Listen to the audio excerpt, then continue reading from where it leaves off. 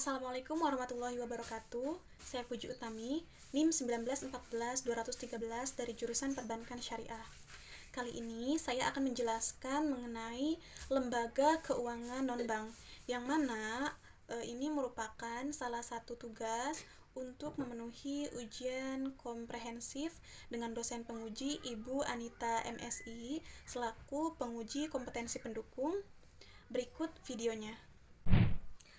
Lembaga keuangan non-bank. Lembaga keuangan non-bank atau disebut juga dengan lembaga keuangan bukan bank atau LKBB adalah sebuah badan yang bergerak di bidang keuangan yang dihimpun tidak dalam bentuk deposito, tabungan, ataupun giro. Akan tetapi, LKBB menerbitkan surat-surat berharga. Sedangkan dana disalurkan kepada masyarakat melalui layanan investasi dan kredit. Dalam pengertian lain, lembaga keuangan non-bank adalah entitas yang beroperasi di sektor keuangan, namun tidak memiliki status bank konvensional. Lembaga keuangan non-bank biasanya beroperasi di sektor keuangan dan memberikan berbagai layanan finansial, tetapi tidak memiliki lisensi perbankan. Oleh karena itu, lembaga keuangan non-bank tidak dapat menerima deposit dari masyarakat seperti bank. Lalu, apa saja yang termasuk ke dalam lembaga keuangan non-bank? Berikut penjelasannya. Yang termasuk ke dalam lembaga keuangan non-bank, yang pertama ada pegadaian syariah. Apa sih pengertian dari pegadaian syariah? Nah, pegadaian menurut Kitab Undang-Undang Hukum Perdata pasal 1151 disebutkan bahwa gadai adalah suatu hak yang diperoleh oleh seseorang berpiutang atas suatu barang yang bergerak yang diserahkan kepadanya oleh seseorang berutang atau oleh seseorang lain atas namanya. Nah, PT Pegadaian sampai saat ini merupakan satu-satunya lembaga formal di Indonesia yang berdasarkan hukum dibolehkan melakukan pembiayaan dengan bentuk penyaluran kredit atas dasar hukum gadai. Belakangan, berdasarkan dengan perkembangan produk-produk berbasis syariah yang kian marak di Indonesia, sektor pegadaian juga ikut mengalaminya. Pegadaian syariah dalam menjalankan operasionalnya tentunya berpegang kepada prinsip-prinsip syariah, yang mana pada dasarnya produk-produk berbasis syariah memiliki karakter seperti tidak memungut bunga dalam berbagai bentuk karena bisa dikatakan sebagai riba. Nah, pada dasarnya pegadaian syariah berjalan di atas dua akad transaksi syariah. Yang pertama, akad rahan, dan yang kedua, akad ijaroh.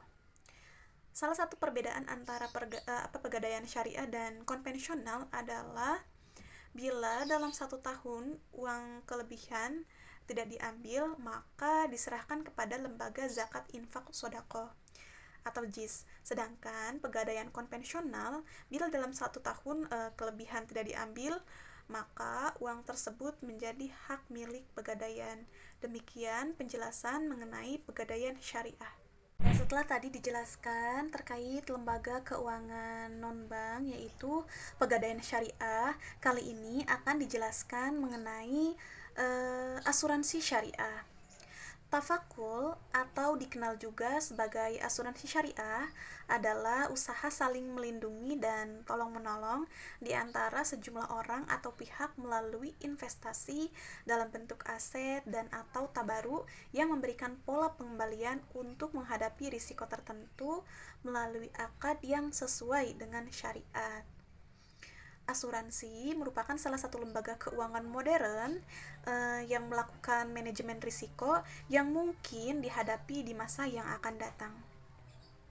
Hal ini sangat menarik mengingat kemungkinannya itu ada suatu ketidakpastian sebagai upaya untuk mengantisipasi sesuatu yang akan terjadi di kemudian hari. Nah, sistem operasional asuransi syariah adalah menggunakan dua akad, yaitu akad tabaru dan akad mudharabah. Dengan adanya dua akad tadi, maka unsur gharar, maisir, dan riba dapat dihilangkan. Perusahaan asuransi jiwa syariah membuat dua rekening untuk menampung dan mengembangkan dana kontribusi peserta. Perbedaan dari asuransi syariah dan konvensional, asuransi syariah tidak memberlakukan dana hangus, sehingga peserta atau nasabah dapat mengambil kembali dana yang sudah dibayarkan. Sedangkan pada asuransi konvensional, dana akan hangus jika polis berakhir atau nasabah tidak membayar premi. Demikian penjelasan singkat mengenai asuransi syariah. Nah, setelah tadi dijelaskan mengenai asuransi syariah, dalam lembaga keuangan non-bank juga ada pembiayaan syariah. Secara umum, perusahaan pembiayaan syariah atau PP Syariah adalah perusahaan pembiayaan yang mana dalam menjalankan kegiatan usahanya hanya menyalurkan pembiayaan pendanaan kepada masyarakat. Tentunya berdasarkan atau sesuai dengan prinsip-prinsip akad syariah. Apa sih yang membedakan antara pembiayaan syariah dan konvensional? Yang membedakan antara pembiayaan konvensional dan pembiayaan syariah yaitu pembiayaan konvensional menggunakan suku bunga tetap atau berubah sepanjang waktu. Sementara itu, pembiayaan syariah menerapkan sistem bagi hasil atau biasa disebut juga dengan profit and loss sharing. Nah, sebagai gantinya, yang mencerminkan prinsip keadilan dan keberlanjutan. Terdapat 3 sistem dalam pembiayaan syariah. Apa saja sih?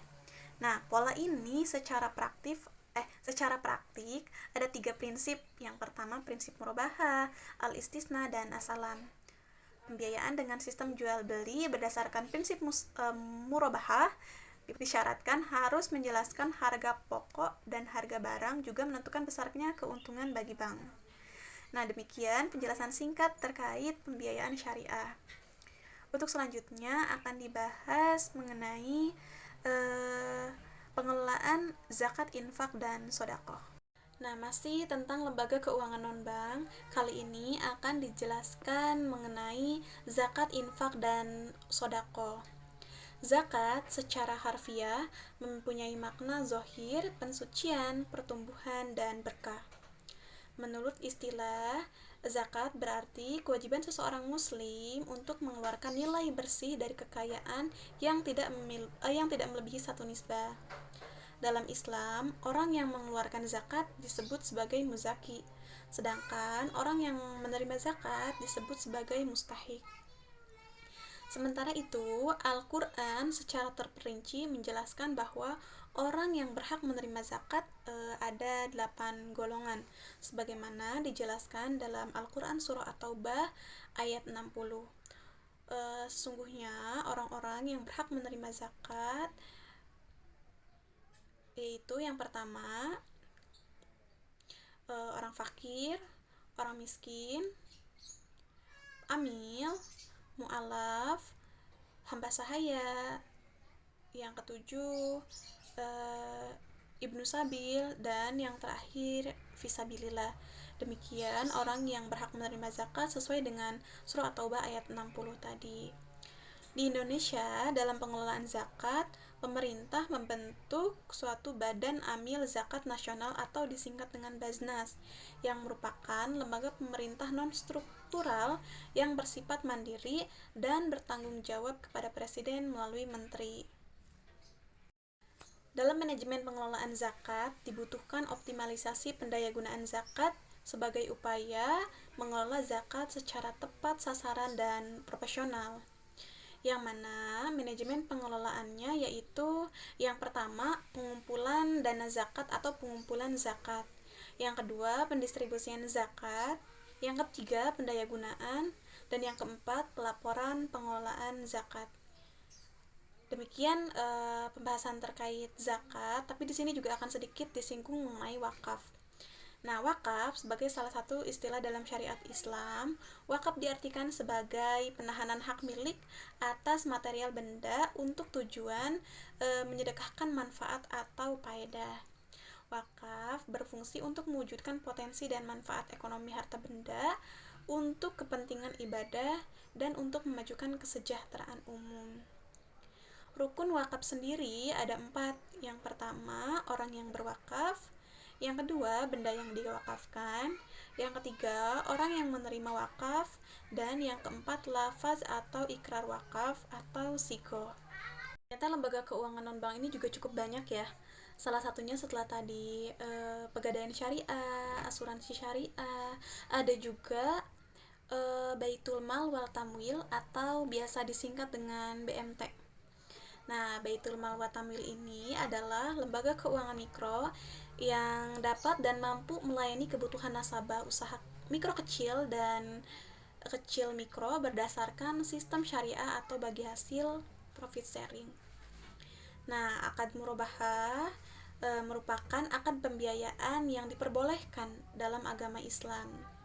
BMT atau Baitul Mal wa Tamwil selaku lembaga keuangan mikro berbasis syariah memberikan akad murabahah sebagai produk pembiayaan bagi nasabah atau sebagai contoh ya, anggota petani yang ingin melakukan pembiayaan pada Baitul Mal wa Tamwil. Nah, BMT sendiri merupakan lembaga keuangan syariah yang memiliki posisi yang unik. Mengapa unik?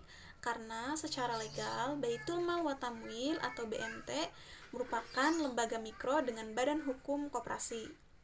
Meskipun begitu, sistem operasional dari BMT pada dasarnya menganut sistem yang sama dengan bank syariah, yaitu konsepnya bagi hasil.